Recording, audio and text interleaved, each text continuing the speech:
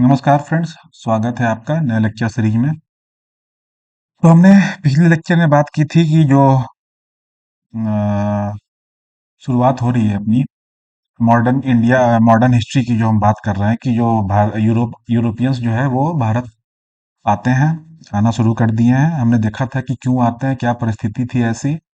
हमने land route और सी root वाली बात की कि लैंड रूट को डिसरप्ट कर दिया गया था, इसलिए समुद्री रास्ते की खोज करके पुर्तगाली भारत में आते हैं, प्रवेश करते हैं। और उन्होंने 100 साल तक लगभग क्या किया, क्या परिवर्तन हुआ। अब हम बात करते हैं कि जो उसके बाद कौन आता है। उसके बाद आते हैं डच। डच यानी जो आपके कहते हैं ना कि डच उन लोगों को कहते हैं जो डेनमार्क, सॉरी, हॉलैंड के होते हैं।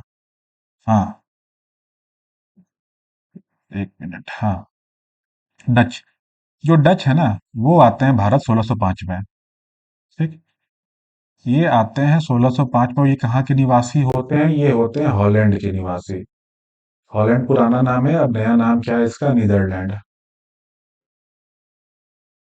नीदरलैंड एक टीम भी हुआ करती थी, क्रिकेट टीम। ठीक है। तो जो डच की जो कंपनी थी, मैंने बताया था पहले आपको कि 1450 के पहले तक जो ट्रेड हुआ होता था वेस्ट से ईस्ट वाला या ईस्ट टू वेस्ट वाला, वो अनऑर्गेनाइज था। मतलब वो व्यवस्थित नहीं था, प्राइवेट ट्रेड होता था। लेकिन अब क्या हो रहा है? अब कंपनी बन रही है, ज्वाइंट स्टॉक कंपनी बन रही है, लोग पैसा लगा रहे हैं। लोग पैसा लगा के कंपनी बना के ट्रेडिंग कर रहे हैं। तो इसी तरह डच जो कंपनी बनी, ट्रेडिंग कंपनी, उसकी स्थापना कब हुई थी? 1602 में। ठीक। लेकिन ये जो डच कंपनी है ना, जो जो ट्रेडिंग कंपनी है, व्यापारिक कंपनी है जो डचों की, इसका जो मेन जो सेंटर बनता है ना, वो इंडिया नहीं बनाते हैं। वो किसको बनाते हैं? इंडोनेशिया को।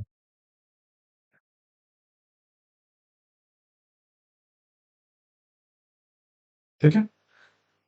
उन्होंने अपना बेस कहाँ कहाँ बनाया?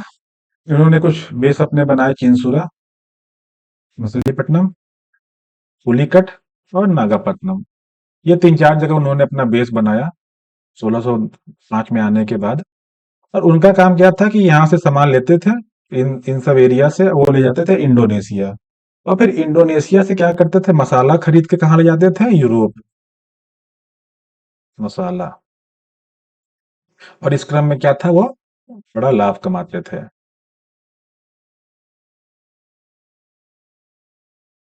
इसमें पॉइंट देने वाली, ध्यान देने वाली बात क्या है कि इस समय का टाइम देखिए, बात हो रही है 1600 के करीब के। बाद में जब औरंगजेब का शासन काल आता है, औरंगजेब ने क्या किया था? औरंगजेब ने गोलकोंडा और बीजापुर जीत लिया। गोलकोंडा और बीजापुर।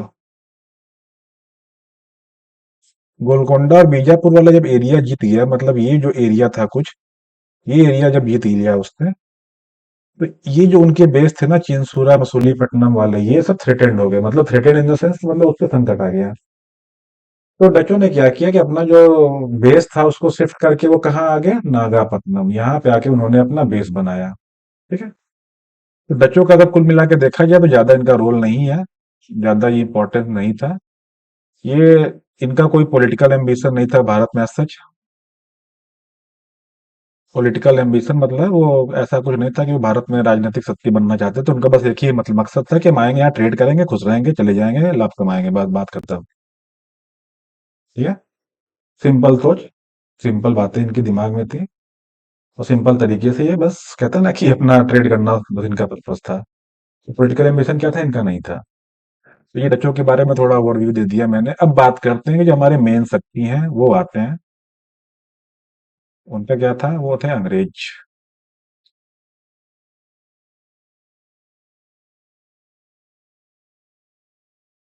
अंग्रेजी जो कंपनी थी, ईस्ट इंडिया कंपनी, उसकी स्थापना होती है 1600 में। ठीक है। ईस्ट इंडिया कंपनी, वैसे इसका पूरा नाम कुछ अलग था, लेकिन इसको ईस्ट इंडिया कंपनी कहते हैं।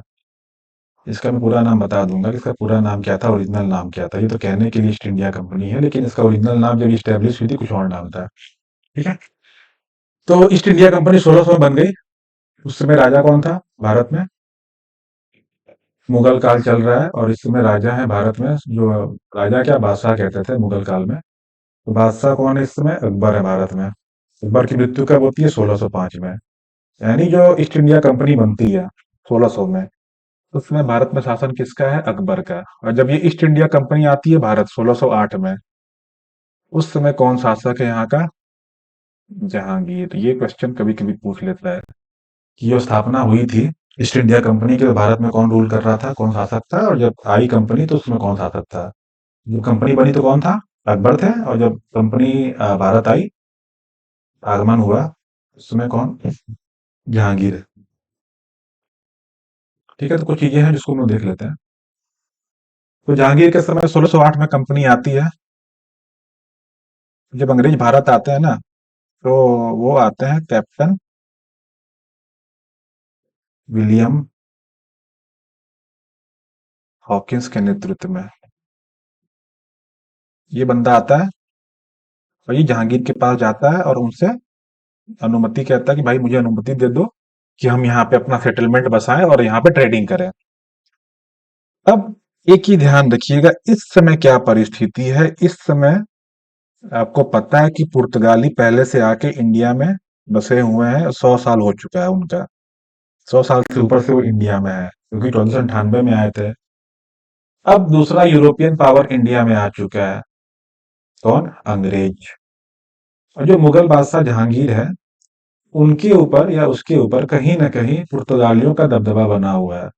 क्योंकि अब जो इंडियन जो मुगल थे, या जो मुगल बादशाह थे, या जो मुगल सेना थी, तो हमारी नेवी इतनी स्ट्रांग कभी नहीं थी। ठीक है। तो उस समय जो पुर्तगाली थे, उनकी नेवी ठीक ठाक थी, बढ़िया थी। तो जो जहांगीर था, उसको लगता था यार पुर्तगाली हमारे काम के हैं, अंग्रेजों का क्या भरोसा, ये तो भी नए नए आए, इनके बारे में जानता नहीं हूँ, तो इनके लिए मैं अपने पुर्तगालियों से दुश्मनी नहीं मोल सकता हूँ।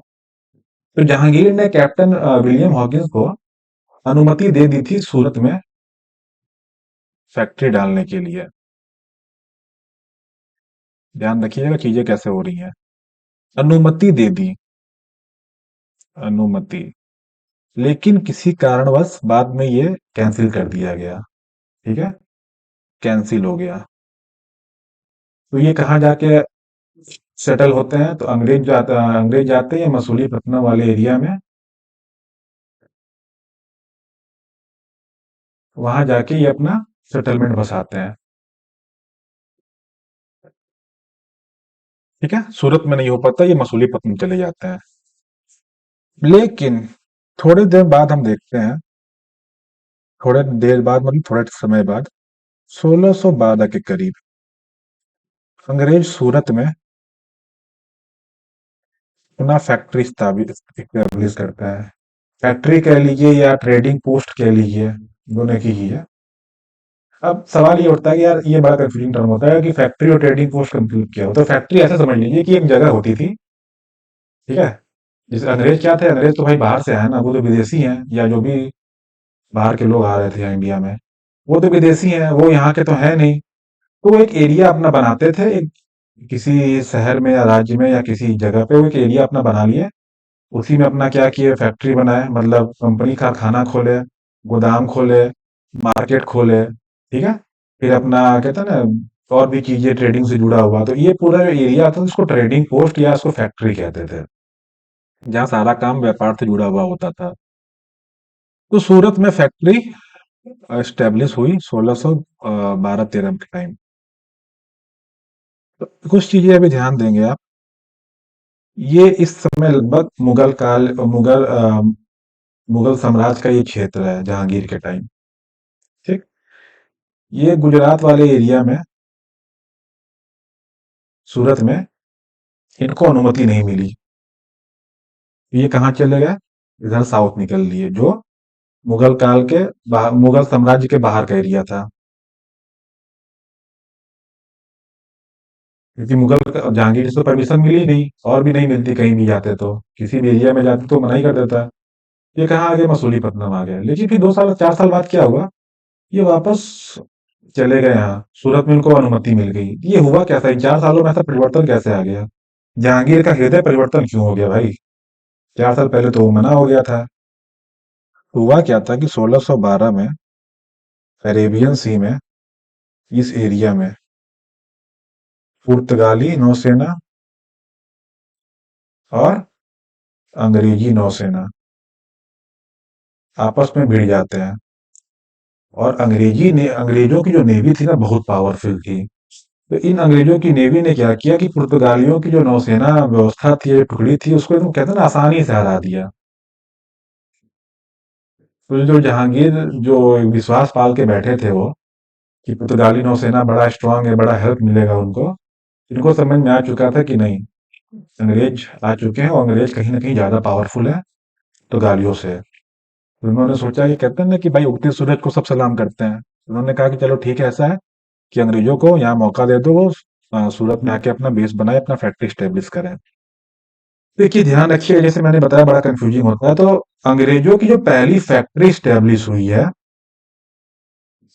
वो हुई है सूरत, 1612-13 में। एग्जैक्टली 13 होता है, लेकिन 12-13 भी लिखा रहता है कहीं। हाँ, लेकिन जो पहला सेटलमेंट सेटलमेंट मतलब जो आके रहना शुरू हुए, वो होता है कहाँ, मसूलीपट्टनम में। मसूलीपट्टनम, जब पहली बार उसको परमिशन नहीं मिला 1608 में, तो ये मसूलीपट्टनम में 1608-9 करीब जाके स्टेब्लिश कर लेते हैं। तो अगर फैक्ट्री पूछेगा तो कहाँ ट्रिक मारना है आपको, क्या आंसर मारना है? फैक्ट्री कौन है? फैक्ट्री है आपका सूरत। लेकिन अगर पहला सेटलमेंट पूछेगा तो पहला सेटलमेंट क्या है, मसूलीपट्टनम में। ठीक है, इसको मछलीपट्टनम भी कहते थे। मसूलीपट्टनम में पहला सेटलमेंट हुआ। अब थोड़ी सी कुछ इन्फॉर्मेशन ले लेते हैं। ये तो हुआ कि भाई जब पहला कौन आया था, पहला जो एम्बेसी आई थी, जो पहली एम्बेसी थी विलियम हॉकिंस के टाइम में, वो आते हैं, वो जहांगीर के पास जाते हैं, उनसे परमिशन लेते हैं। और ठीक है, परमिशन मिली नहीं मिली, उसके बाद का घटनाक्रम ये था।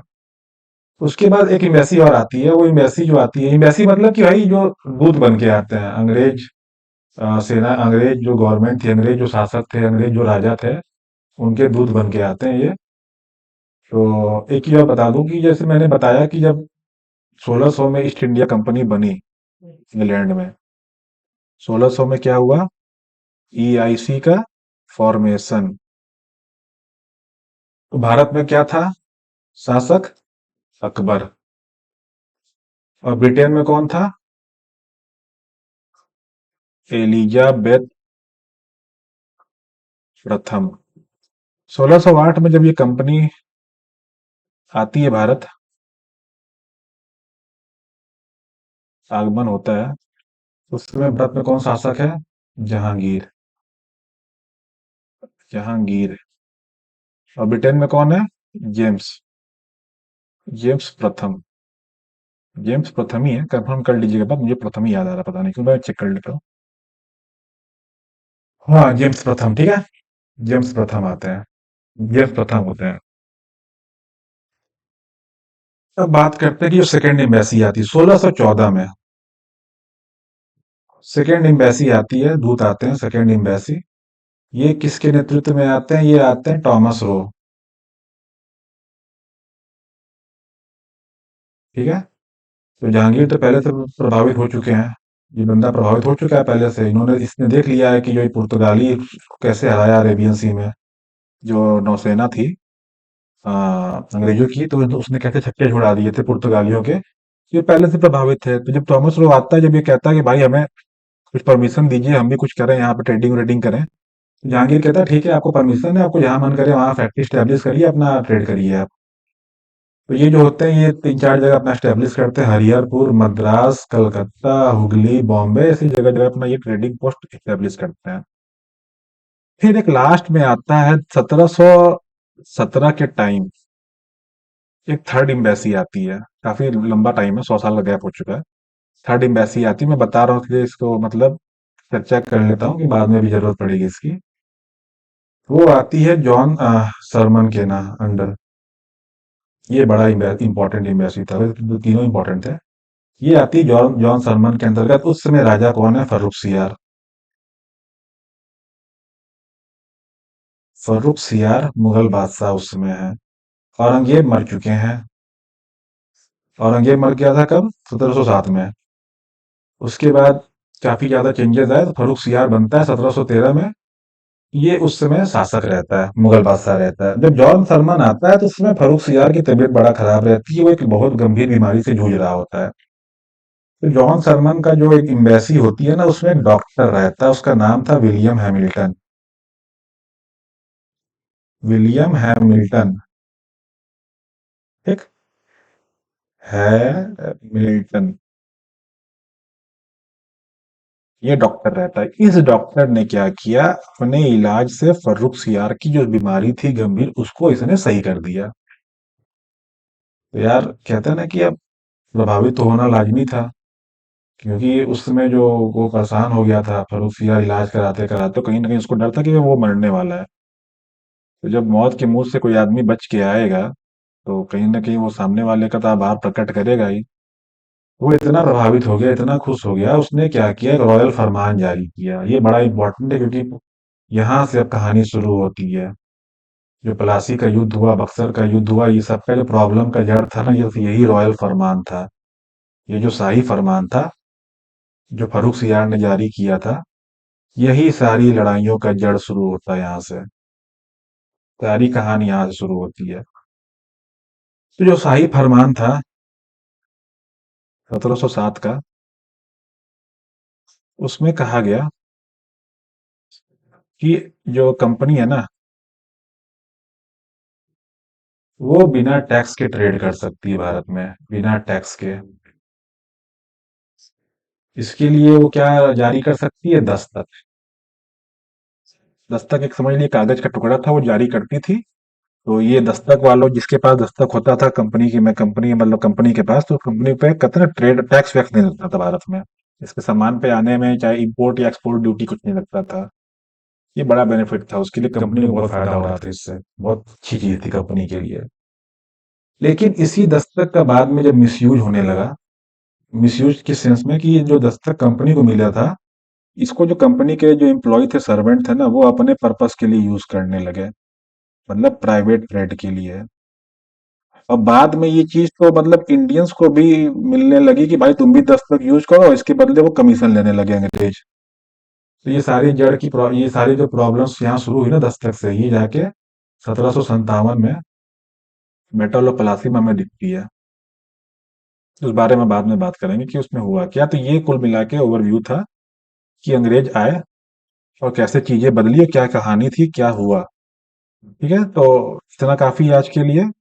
बाकी नेक्स्ट लेक्चर में हम देखेंगे कि जो डैनिश है और जो फ्रांसीसी है वो कब आते हैं, उनका क्या प्रभाव पड़ता है। ठीक है, आज के लिए इतना ही। Thank you very much.